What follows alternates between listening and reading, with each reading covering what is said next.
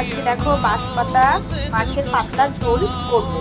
তার জন্য কি করেছি দেখো, এই দেখো বাঁশপাতা মাছগুলো ভেজে নিয়েছি হালকা করে। আর এর জন্য নিয়েছি আদা, কাঁচা লঙ্কা, আর নিয়েছি যে জিরে গুঁড়ো আর ধনে গুঁড়ো। পাতলা ঝোল হবে তার জন্য আলু কেটে নিয়েছি। এবার এগুলো দিয়ে চলো মশলা বানিয়ে নিই একটা। এই যে মশলা করা রেডি।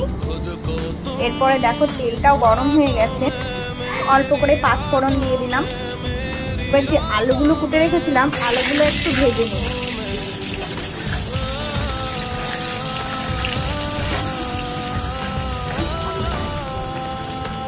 দেখো আলু ভাজার মধ্যে কিন্তু আমি লবণ আর হলুদ দিয়ে দিয়েছি।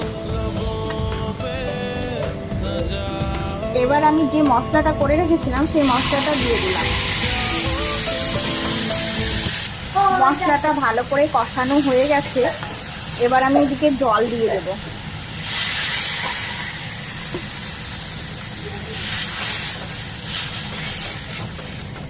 যেহেতু এটা পাতলা ঝোল হবে তাই জলের পরিমাণটা একটু বেশিই দিয়ে দেব।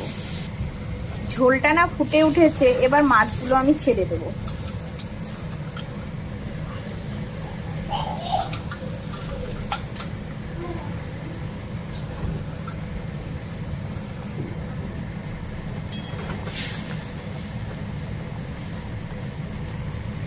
এবার ঢাকা দিয়ে গ্যাসটা একটু কম করে দেব।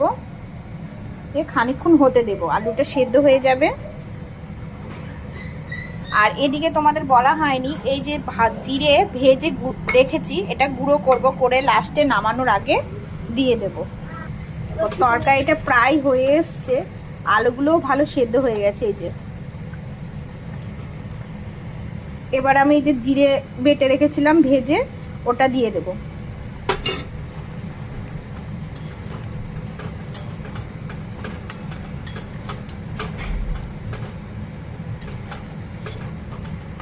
এবার আমাদের তরকারি রেডি।